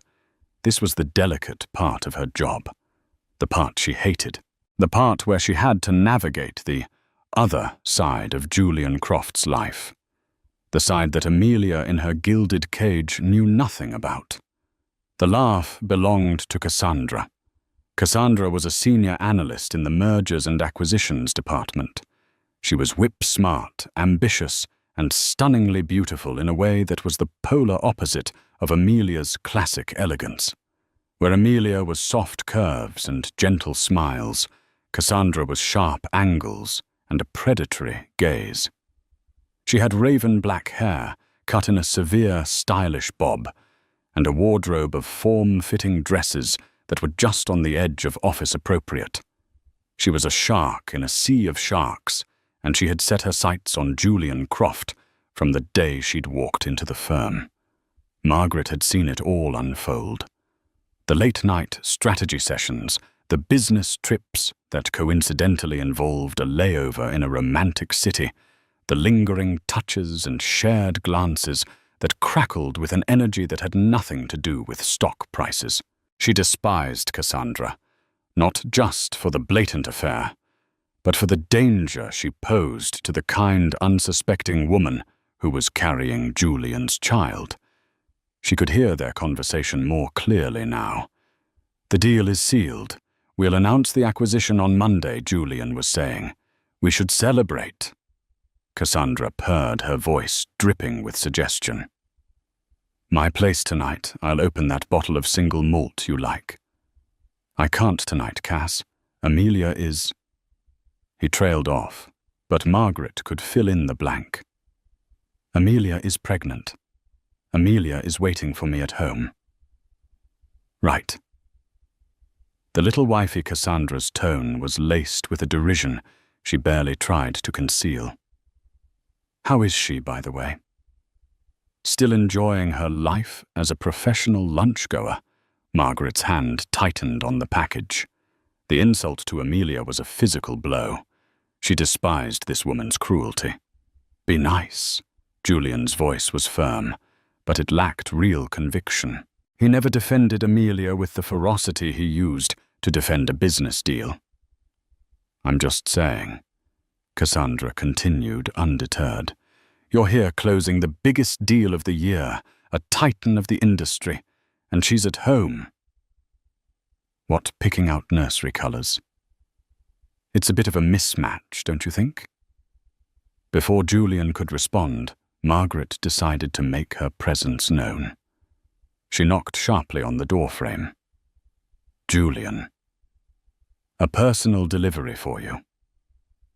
Julian looked up, his expression shifting from one of intimate conspiracy to professional command in a split second. Cassandra, however, didn't bother to school her features. She shot Margaret a look of pure annoyance, angry at the interruption. "Bring it in." "Margaret," Julian said, gesturing towards his desk. As Margaret walked in, Cassandra's eyes landed on the gift. Her expression changed from annoyance to a covetous curiosity. It was clearly expensive, clearly personal, and in Cassandra's mind, anything personal and expensive belonging to Julian should by rights be related to her. "Ooh, what's this?" "An admirer?" she asked, stepping forward. She ran a perfectly manicured finger over the silk ribbon. "Let me guess. A gift from the board for closing the Henderson deal." "It's from my wife, Julian," said a little too quickly. He made a move to take the box, but Cassandra was faster. With a playful, possessive flick of her wrist, she snatched it from Margaret's grasp. "From Amelia." Cassandra's red lips curled into a smirk. "How sweet." "What did she get?" "Another set of monogrammed handkerchiefs." "Cassandra, give it to me." Julian's voice held a warning tone. This was a line he wasn't prepared to cross in front of his assistant. But Cassandra was fueled by arrogance and a desire to needle him, to assert her place in his life. She saw herself not as the mistress, but as his true partner, the one who understood his world of power and ambition. Amelia was just a domestic accessory. Oh, don't be such a spoil sport. Darling, she cooed, her voice loud enough for anyone passing in the hallway to hear. I want to see what perfect taste your perfect wife has. Let's open it together. And with that, before Julian or Margaret could react, Cassandra's sharp, blood-red nails tore into the elegant wrapping paper. She ripped it open with a careless, almost violent motion, a stark contrast to the love and care with which Amelia had wrapped it just hours before. The lid of the Patek Philippe box was revealed. Cassandra's eyes widened with genuine surprise and a flash of greed. Well, well, Mrs. Croft has expensive taste, she murmured, lifting the heavy lid. The classic, understated beauty of the Calatrava gleamed up at them. For a moment there was silence. Julian stared, a muscle twitching in his jaw. Margaret held her breath, a sense of dread coiling in her stomach. And then Cassandra saw what was nestled beside the watch. She picked up the small silver frame. She tilted it towards the light. Her brow furrowed in confusion. And then she saw it, the grainy black-and-white image. The unmistakable shape of a fetus, her face a mask of triumphant arrogance, just seconds before contorted. The color drained from her cheeks, her crimson lips parted. And then she screamed. It wasn't a scream of surprise or delight. It was a raw, guttural sound of pure, unadulterated shock and horror. A sound of a carefully constructed reality, shattering into a million pieces. A sound that echoed through the glass-walled office out into the hushed professional quiet of the 48th floor. A primal cry of a secret blown wide open. The scream ripped through the sterile air of the 48th floor, sharp and visceral. It was a sound that didn't belong amidst the quiet hum of servers and the muted ringing of phones. Heads popped up over cubicle walls. The low murmur of business chatter ceased. In that one piercing moment, every eye on the floor was turned towards the glass-walled office of Julian Croft. Inside the scene was frozen. Julian stood, his face a ghastly shade of pale, his eyes wide with a mixture of fury and panic. Margaret was rooted to the spot, her professional composure finally cracking as she stared at the unfolding disaster, and Cassandra was trembling. Her hand clapped over her mouth, as if to shove the scream back down her throat. Her other hand still held the silver frame, but her knuckles were white, her grip so tight it threatened to crush the delicate object. What is this?" she finally whispered, her voice a ragged, broken thing. She thrust the sonogram picture towards Julian, her eyes wild and accusing. "What is this?" "Julian!" Julian finally jolted into action, lunged forward and snatched the frame from her hand. He grabbed the watchbox, shoving the picture and the handwritten note back inside with clumsy, frantic movements. "Get out!" he hissed at Cassandra, his voice low and venomous. "Get out now!" But Cassandra wasn't listening. Her gaze was locked on his face, searching for an answer, a denial, anything. You told me you were leaving her. You said the marriage was just for appearances, a business arrangement." Her voice began to rise again, teetering on the edge of hysteria. "You don't have a baby with a business arrangement, Julian." I said. "Get out!" he roared, his voice finally exploding, echoing his earlier command, but now filled with raw, desperate anger. He grabbed her arm, his fingers digging into her flesh, and began to physically propel her towards the door. "Let go of me," she shrieked, struggling against his grip. "You lied to me. All this time you've been lying to me." The spectacle was now on full display for the entire senior management floor. Colleagues, rivals, and subordinates alike were staring their faces a mixture of shock fascination and thinly veiled schadenfreude. The pristine facade of Julian Croft, the untouchable master of the universe, was cracking right before their eyes. Margaret, her training kicking in, moved swiftly to the door. "Everything is fine," she announced in a firm, commanding voice to the gawking crowd. "Mr. Croft is handling a private matter. Please return to your work." She pulled the door shut, the click of the latch sounding like a gunshot in the charged silence. She then turned back to the chaos within. Julian had managed to shove Cassandra out of his office, slamming the door behind her. He leaned against it, his chest heaving, his tie askew. He ran a hand through his perfectly styled hair, messing it up for the first time Margaret had ever seen. He looked cornered, trapped. Through the glass wall they could see Cassandra stumbling back to her own desk, a trail of stunned and whispering colleagues in her wake. She collapsed into her chair, her face buried in her hands, her shoulders shaking with violent sobs. The damage was done. The secret was out. The carefully compartmentalized worlds of Julian Croft had just collided with the force of a nuclear explosion. Julian turned his eyes, finally landing on Margaret. His expression was one of pure fury, but it was the desperate fury of a man who has lost control. Not a word of this to anyone, Margaret, he seethed, especially not to Amelia. "Do you understand me?" Margaret met his gaze, her own expression unreadable. For years, she had been his loyal soldier, his gatekeeper, the silent facilitator of his double life. She had rationalized it as part of the job, a necessary evil in the high-stakes world they inhabited. But the sound of Cassandra's scream, the sight of that tiny sonogram picture, had shifted something within her. It was no longer an abstract indiscretion. It was a betrayal of a woman she respected, a woman who was blissfully awaiting the birth of her child. "She is going to call Julian." "Margaret," said her voice, steady and cool.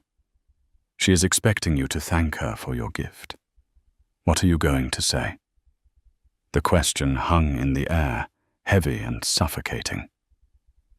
Julian stared at the Patek Philippe box on his desk as if it were a venomous snake.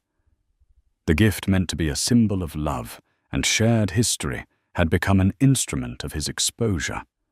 Amelia's perfect, heartfelt gesture had backfired in the most spectacular way imaginable. He snatched the box, opened it, and pulled out the handwritten note. He read Amelia's loving words, her reference to their shared past, her excitement for their future. His face, already pale, seemed to lose another shade of color. The sincerity of her love, the purity of her intentions, was a searing indictment of his own duplicity.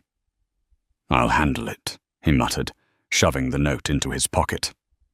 He picked up his phone, his thumb hovering over Amelia's contact photo, a picture of her smiling, radiant on a beach in the Maldives.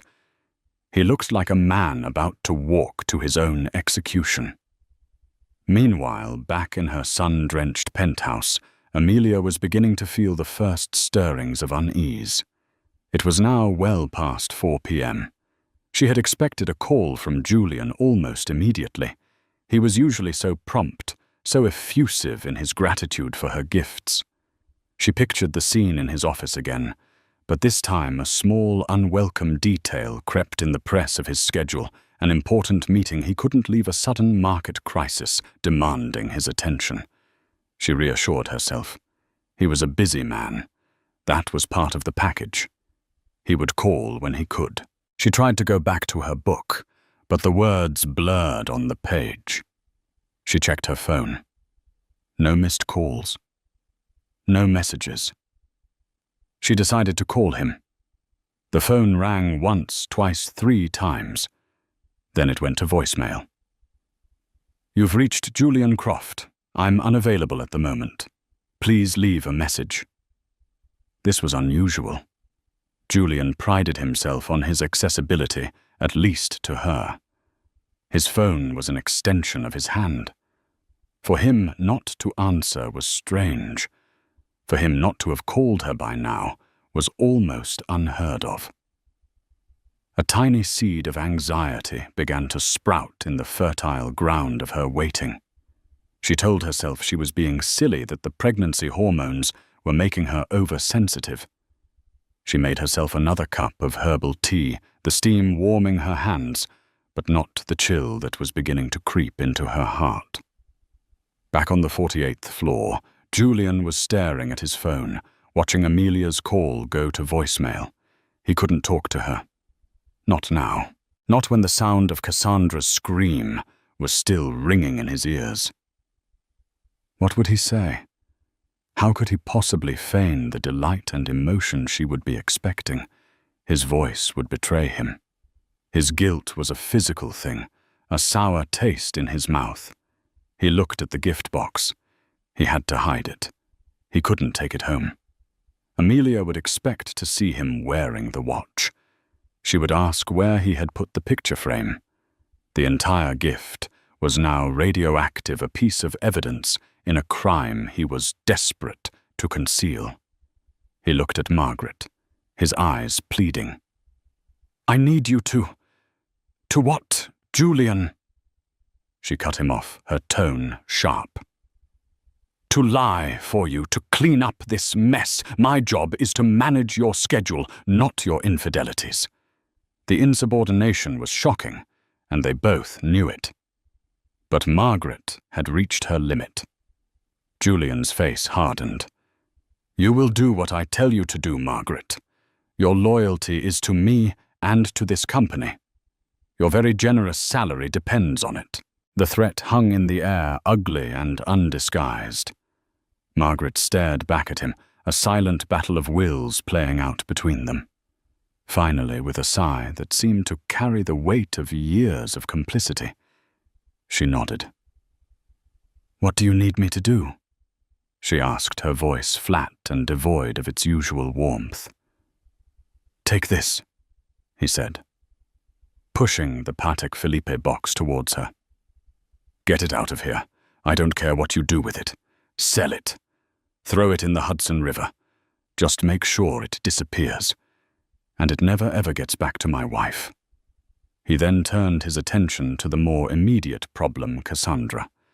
He strode out of his office, ignoring the renewed whispers and stares, and marched directly to her desk. "My office." "Now," he commanded. Cassandra, her face tear-streaked and blotchy, looked up at him with a mixture of hatred and heartbreak.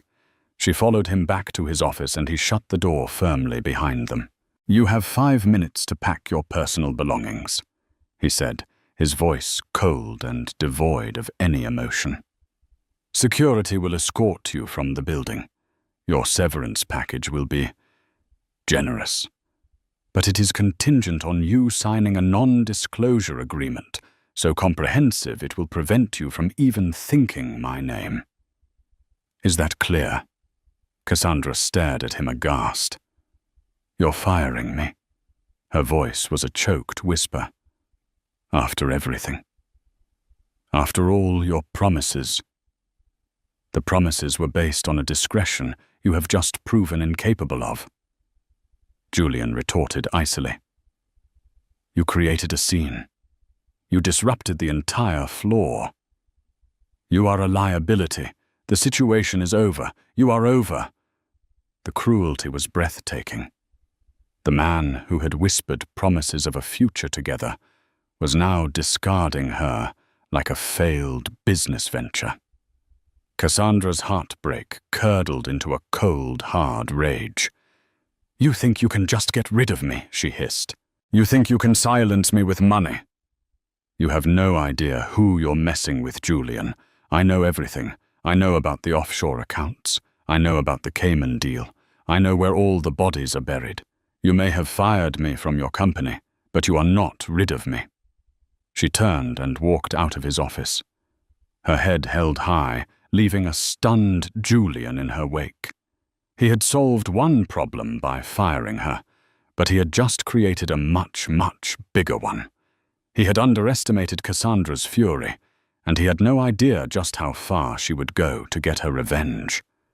And miles away in the quiet luxury of her penthouse, Amelia looked at the clock. It was almost 5 p.m. The silence from her husband was no longer just strange. It was a screaming, gaping void that was starting to swallow her perfect world whole. She picked up her phone and dialed a different number. It was a number she rarely used, but one she knew by heart. It was Margaret's direct line at the office. "Margaret." "It's Amelia Croft," she said, trying to keep her voice light and casual. "I'm so sorry to bother you, but I've been trying to reach Julian. Is he in a meeting? I sent a package over earlier, and I just wanted to make sure he received it." On the other end of the line, Margaret closed her eyes. She held the heavy Patek Philippe box in her lap. The lie Julian wanted her to tell felt like poison on her tongue. But the threat to her livelihood, the years of ingrained loyalty, and a flicker of misguided pity for the man whose life was imploding, made her hesitate. "Yes, Mrs. Croft." Margaret began, her voice carefully neutral. "He's just been pulled into an emergency conference call with the London office. The market is very volatile today. He did ask me to tell you that he received your gift and he loves it. He said he would call you the second he is free." The lie was delivered, the first of many, and as Amelia hung up, a wave of relief washed over her, chasing away the earlier anxiety. Of course, a market crisis. It all made sense. She was being silly, oversensitive. Her Julian was just busy conquering the world. He loved her gift. Everything was fine. But Margaret, as she placed the phone back in its cradle, felt a profound sense of shame. She looked at the expensive box in her lap, the symbol of a pure love that had been so cruelly desecrated. She thought of the furious, vengeful woman who had just been fired and the kind, pregnant woman who had just been lied to. And she knew with a certainty that chilled her to the bone that this was far from over. This was just the beginning. The days that followed were a masterclass in deception. Julian returned home that evening, the very picture of the doting husband. He came bearing a bouquet of Amelia's favorite peonies and a story expertly crafted of a frantic day-long crisis involving a sudden currency devaluation that had threatened a major European acquisition. "I'm so sorry, my love," he said, enveloping her in a hug. He kissed her forehead, her cheeks, his lips carefully avoiding hers. "I was chained to my desk all day." "Margaret told you I got your gift." Amelia melted into his embrace, her earlier anxieties seeming foolish and distant. "She did. I'm just glad everything is okay." "Did you like it?" she asked, her eyes searching his for the emotional response she had been anticipating all day. Julian's performance was flawless. He smiled a warm, crinkling smile that almost reached his eyes. "Liked it, Amelia?" I was speechless. "It's magnificent.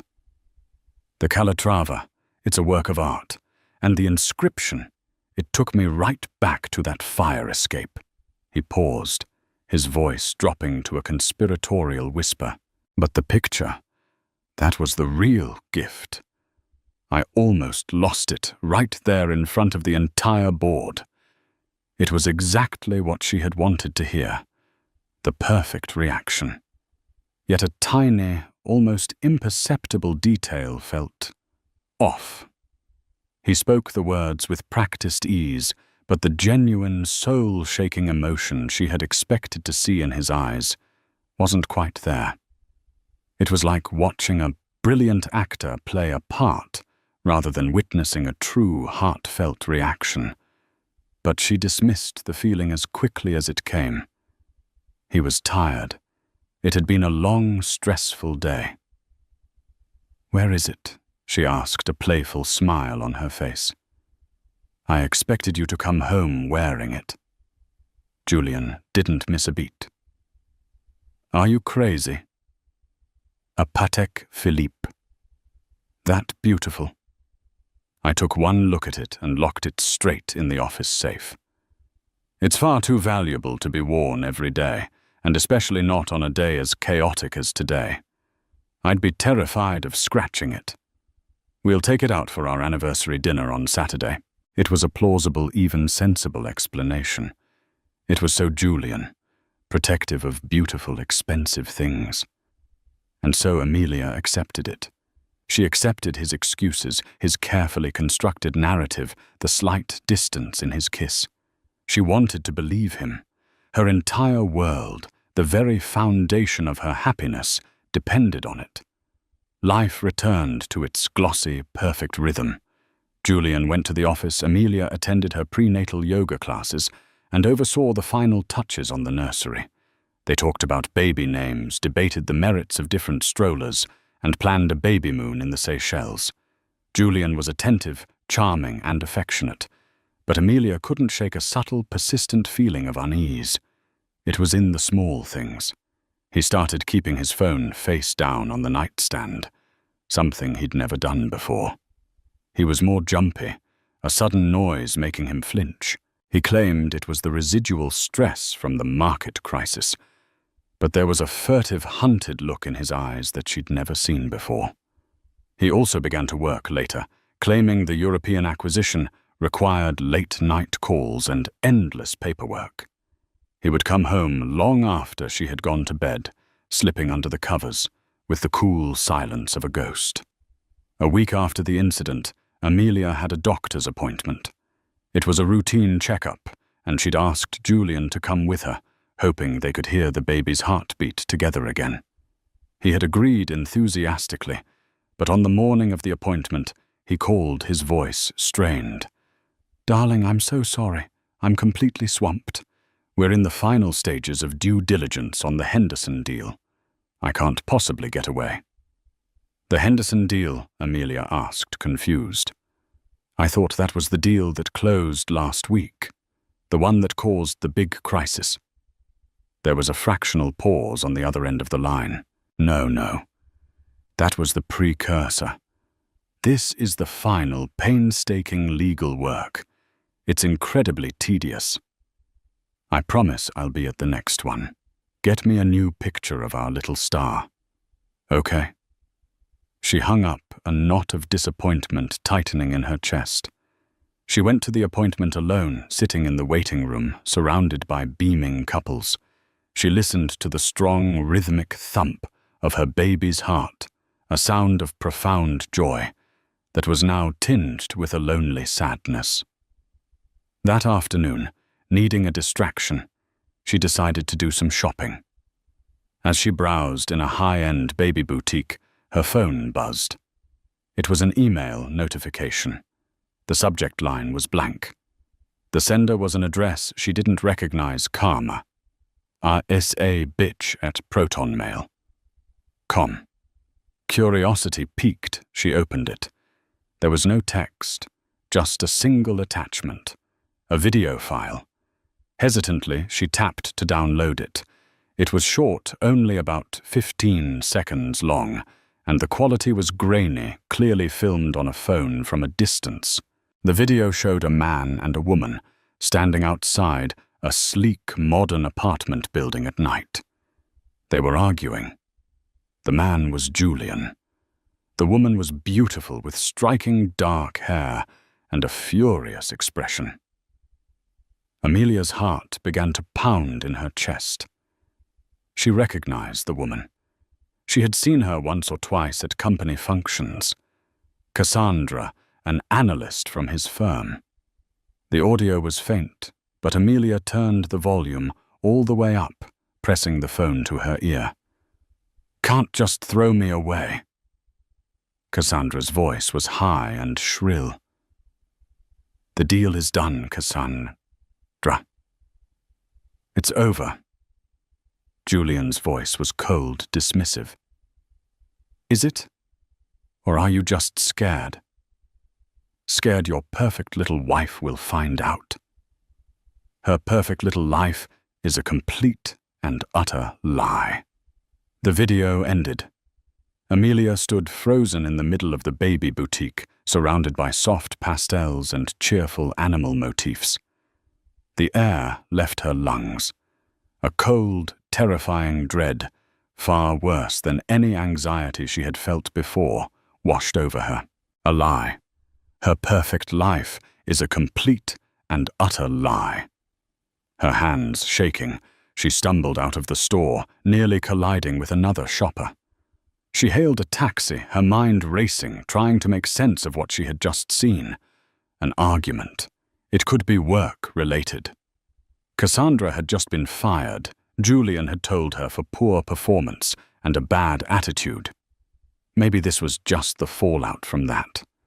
But Cassandra's words. "Scared your perfect little wife will find out." The words echoed in her head, a venomous chorus.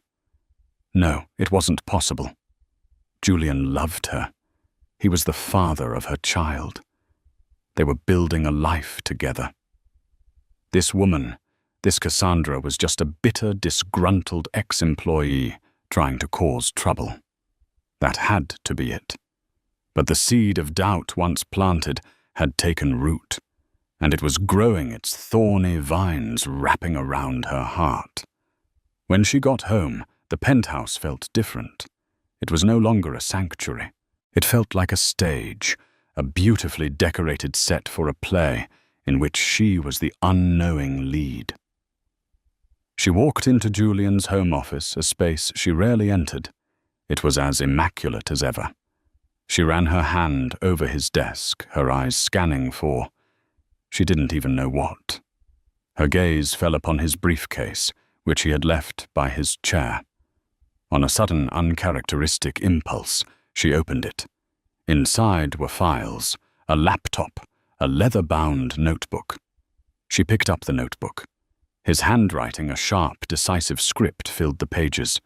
It was mostly meeting notes, market analysis numbers. And then she saw it. Tucked into a side pocket of the notebook was a receipt. A jewelry receipt dated 2 months ago. It was from Cartier. The item purchased a Trinity ring. Amelia's breath caught. The Trinity ring. 3 interlocking bands of gold, a symbol of love, fidelity, and friendship. It was a beautiful, romantic piece, and Julian had not given it to her. Her mind flashed back to the video, to Cassandra's hands gesturing angrily. She remembered seeing the glint of gold on her finger. 3 interlocking bands. The blood drained from Amelia's face. She sank into Julian's leather office chair, the receipt trembling in her hand. This wasn't a disgruntled employee. This was his mistress. The late nights, the business trips, the sudden distance. It all clicked into place with sickening clarity. The lie wasn't just in the video. The lie was her entire life. And then a worse thought, a thought so monstrous it made her feel physically ill. The gift. The Patek Philippe. The sonogram. The story about the office safe suddenly seemed laughably thin. The praise for the gift felt hollow, rehearsed. Why had he really hidden it? What had really happened that day? The pieces began to form a horrifying mosaic in her mind. The scream that Cassandra had let out in the video. It was a scream of shock. What if she hadn't been screaming at Julian in the street? What if she had screamed in his office? Amelia's mind raced back to the day she sent the gift. Her call to Margaret. Margaret's smooth, reassuring lie. He's in a conference call. He loves the gift. Margaret. Margaret would know. She was Julian's gatekeeper. She saw everything, heard everything, and despite her professional demeanor, Amelia had always felt a current of warmth from the older woman, a hint of sympathy. With a resolve she didn't know she possessed, Amelia stood up. The hurt, the betrayal, it was a physical weight threatening to crush her. But beneath it, something else was stirring. A cold, hard anger. She had been played for a fool. Her love, her pregnancy, her most sacred feelings had been used as props in his sordid drama. She would not be a victim. She would find out the truth. The whole truth. She picked up her phone and dialed Margaret's number again. This time there would be no polite inquiries. This time there would be no accepting easy lies. "Margaret," she said, when the assistant answered her voice dangerously quiet. "We need to talk. Not on the phone. In person. I'm coming to the office now." Before Margaret could protest, Amelia hung up. She walked into her bedroom, her movements stiff and robotic. She looked at her reflection in the mirror. The soft, happy woman from a week ago was gone. In her place was a woman with haunted eyes and a grim, determined set to her mouth. She was a queen, just as Julian had always said, but a queen whose kingdom had been revealed to be built on lies, and she was about to go to war. The taxi ride to 1 Vanderbilt was a blur. The familiar Manhattan cityscape, once a symbol of her and Julian's shared success, now seemed hostile and alien. Every gleaming skyscraper felt like a monument to a lie. Amelia sat ramrod straight, her hands clasped tightly over her baby bump, a protective primal gesture. The naive, trusting woman, who had so lovingly sent a gift to her husband, was gone, incinerated in the fire of his betrayal. In her place was a woman, forged in cold fury, her mind whirring with a chilling clarity. She didn't go to the main entrance. She knew the protocol, the way visitors were announced, the chance that Julian would be alerted to her presence. Instead, she remembered a private entrance on the side street that led to a discreet elevator bank sold by the top executives. Margaret had pointed it out to her once. It was a small detail, a piece of insider knowledge, and she would use it. She was done playing by the rules of a game that had been rigged against her from the start. When she stepped out onto the 48th floor, the atmosphere was thick with a tension she could now finally understand. The whispers she might have once dismissed as office gossip now sounded like echoes of her own humiliation. She saw the sideways glances, the sudden silences as she walked past. They knew. They had all known. They had watched the drama unfold while she sat in her penthouse, blissfully ignorant. She walked directly to Margaret's desk, her gaze unwavering. The older woman looked up, her face pale. She saw the look in Amelia's eyes, and her professional mask crumbled. What she saw was not the gentle Mrs. Croft, but a woman on the verge of shattering, held together only by sheer force of will. "Mrs. Croft. Amelia, you shouldn't be here," Margaret stammered, standing up. "Don't, Amelia," said her voice low and steady, cutting through Margaret's flustered greeting. "Don't you dare lie to me again. Margaret, I know. I know about Cassandra. I know about the affair." Margaret's face fell. The years of carefully maintained composure dissolved into undisguised pity and regret. How she whispered. "That doesn't matter," Amelia said, her voice sharp. "What matters is what happened here last week. The day I sent the gift, I want you to tell me everything, every single detail. And if you value your conscience, you will not leave a single thing out." Julian was in a meeting in the main boardroom, a glass-walled enclosure in the center of the floor. He was visible to them, pacing, gesturing, commanding the room, completely unaware of the reckoning that was taking place just 50 feet away. Margaret hesitated, her eyes darting nervously towards Julian's office. Her loyalty, her job, her entire life was tied to that man. But then she looked back at Amelia. She saw the profound pain in her eyes, the slight tremble of her hands resting on her pregnant stomach. She thought of the beautiful, heartfelt gift and the ugly, violent way it had been desecrated. The lie she had told Amelia over the phone had been eating at her for a week. The guilt was a heavy, indigestible stone in her gut. "He made me get rid of it," Margaret said, her voice barely a whisper. Amelia's blood ran cold. "Get rid of what?" "The gift. The watch. The picture of your baby."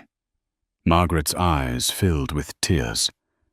Cassandra was in his office when it arrived. She thought it was for her. She opened it, and she saw the sonogram. She screamed. The whole floor heard it. It was a disaster. The scene played out in Amelia's mind, a horrifying, vivid nightmare. The woman who was sleeping with her husband, her hands on the picture of their unborn child. The scream, the humiliation. It was infinitely worse than anything she could have imagined. And Julian. Amelia pressed her voice devoid of emotion. "What did he do?" "He fired her. Right on the spot. Then he gave me the box and told me to make it disappear. He was terrified you would find out." "Where is it now?" Amelia's question was like a shard of ice. Margaret swallowed hard. She reached down into the bottom drawer of her filing cabinet, a drawer she had kept locked all week. She pulled out the Patek Philippe box and placed it on the desk between them. Amelia stared at it. The elegant wrapping paper was gone, replaced by the stark lacquered wood. It looked like a tiny coffin. With trembling fingers, she opened the lid. The magnificent watch was there, gleaming cold and unused. Beside it, tucked away, was the silver frame with the sonogram and her handwritten note. She picked up the note. "My soul, your soul. 2 stars in the same sky." The words, once a declaration of transcendent love, were now a bitter, mocking epitaph. A tear, hot and heavy, finally escaped her and splashed onto the expensive cream stationery, blurring the ink. She wiped the tear away with an angry gesture. This was not the time for weeping. This was the time for action. "Thank you, Margaret," she said, her voice regaining its strength. She closed the box. "You've done the right thing." She looked over at the glass boardroom. Julian's meeting was wrapping up. People were starting to stand, shaking hands. He would be out in minutes. Margaret Amelia said, a new chilling plan forming in her mind. "Does this company have a town hall meeting scheduled any time soon?" An all-hands meeting for the entire New York office. Margaret looked confused. "Yes, there's one this Friday. Julian is the keynote speaker. It's a big quarterly address." "Perfect," Amelia said. She gave Margaret a look of such intense, cold resolve that the older woman physically recoiled. "I want you to do one more thing for me. And this time, it's not for Julian. It's for me. And for every woman who has ever been made to feel like a fool." 2 days later on Friday, the auditorium at Sterling Whitcroft Holdings was packed. Hundreds of employees, from fresh-faced interns to seasoned senior partners, filled the tiered seats. There was a buzz of anticipation in the air. The quarterly town hall was a major event, a chance to hear directly from the CEO. But today, the anticipation was laced with something else, gossip. The story of Cassandra's dramatic, screaming exit and swift dismissal had spread like wildfire. Everyone knew something had happened, but the details were murky speculative. Julian Croft stood at the podium on the brightly lit stage, looking every inch the powerful, confident leader. He was dressed in a bespoke suit, his voice resonant and assured as he spoke about quarterly earnings, market projections, and the company's bright future. He was in his element, the master of his universe. The chaos of the previous week firmly behind him. He had dealt with Cassandra. He had placated Amelia. The storm had passed. He was just moving into his closing remarks, a rallying cry about integrity and teamwork, when the main doors at the back of the auditorium swung open. A figure was silhouetted in the doorway. It was a woman. As she walked down the central aisle, a stunned silence fell over the room. Murmurs rippled through the crowd as people recognized her. It was Amelia Croft. She looked radiant, ethereal. She was wearing a simple but elegant white dress that accentuated her pregnancy. Her hair was styled perfectly, her makeup flawless. She looked like an angel, an avenging angel. Julian stopped mid-sentence, his words dying in his throat. His face went ashen. He stared at her, his confident posture collapsing, a look of pure, unadulterated terror in his eyes. He knew in that instant that his world was about to end. Amelia didn't look at him. She walked calmly and deliberately towards the stage, her heels clicking with a steady, resolute rhythm on the floor. In her hands, she carried the Patek Philippe box. As she reached the short set of stairs leading to the stage, a few security guards started to move towards her, unsure of how to react. But Amelia simply gave them a serene, dismissive glance, and they stopped confused. She walked onto the stage and approached the podium, stopping directly in front of her husband. She could feel the collective gaze of hundreds of people on her, could hear the frantic whispering. She ignored it all. Her focus was entirely on Julian. She leaned into the microphone, her voice calm and clear, amplified throughout the cavernous room. "My husband," she began, her voice ringing with a strength no one in that room had ever heard from her, "is a man who speaks about integrity, about loyalty, about the values that make this company great." She paused, letting the words hang in the air. Julian was frozen, paralyzed, a statue of a guilty man. "He is also a man of grand gestures," she continued, her voice gaining an edge. "And recently, to celebrate a personal milestone, the anniversary of the day we met, I decided to make a grand gesture of my own." She held up the lacquered box for the entire auditorium to see. The giant screens on either side of the stage, which had been displaying stock charts, now showed a close-up of her face, her expression one of heartbreaking composure. "I bought him this," she said, her voice starting to tremble, but with rage, not weakness. "A Patek Philippe watch, a symbol of timeless love." But that wasn't the real gift. She opened the box and took out the small silver frame. She held it up. The camera zoomed in, and the grainy image of the sonogram filled the screens. A collective gasp went through the audience. "This was the real gift," she said, her voice breaking for a moment. "Our baby, our future." I sent it to his office, hoping to surprise him to share a moment of joy. She turned her gaze fully on Julian, her eyes locking with his. All the love she had ever felt for him was gone, replaced by a contempt so profound it was like a physical force. But I was not the only one who saw it. My husband's mistress, Cassandra Miller, a senior analyst he was sleeping with for over a year, opened it first. She saw the picture of my baby, the baby of the man who had promised to leave his wife for her, and she screamed. The auditorium erupted.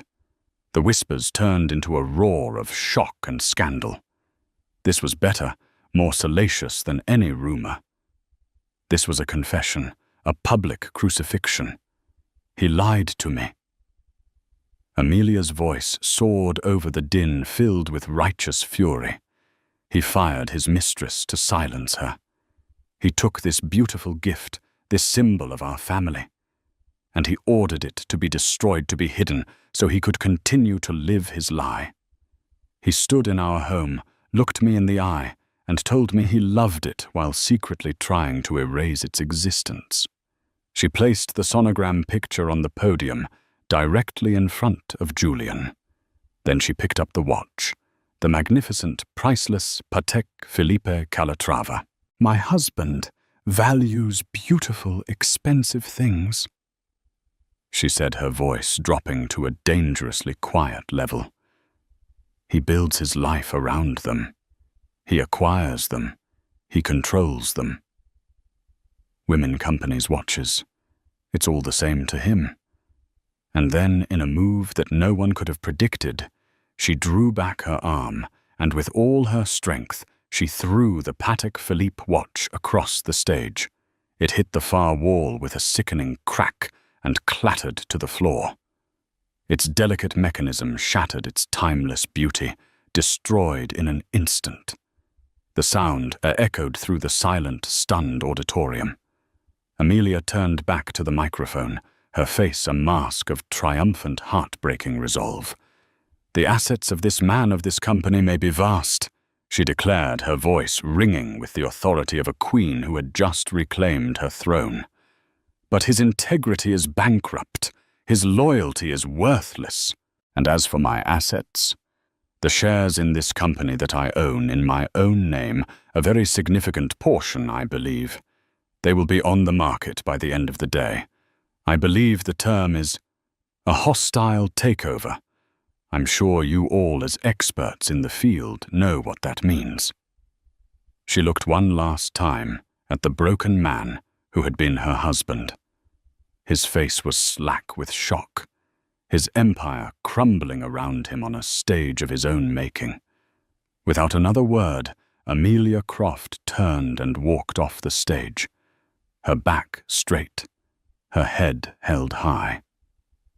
She did not look back. She walked out of the auditorium, out of the building, and out of the life that had almost destroyed her, leaving behind a storm of her own creation. The Queen had not just left the board, she had flipped the entire table. Amelia's story is a powerful reminder that the truth, no matter how deeply buried, always finds a way to the surface. It's a story of devastating betrayal, but also one of incredible strength and the fierce, unyielding power of a woman reclaiming her own narrative. The shattered watch was more than just a broken object. It was the sound of a gilded cage being smashed to pieces. What happens next? Does Julian's empire truly crumble? Does Amelia, with her newfound power and the impending birth of her child, find a new kind of happiness? The fallout from that day would echo for years to come. If this story captivated you, if you felt every moment of Amelia's pain and cheered for her ultimate triumph, please let us know in the comments. We want to hear your thoughts. Don't forget to hit that like button. Share this video with someone who loves a story of justice and resilience, and most importantly, subscribe to our channel for more gripping tales you won't want to miss. Click the notification bell so you're the first to know when our next story drops. Thank you for listening.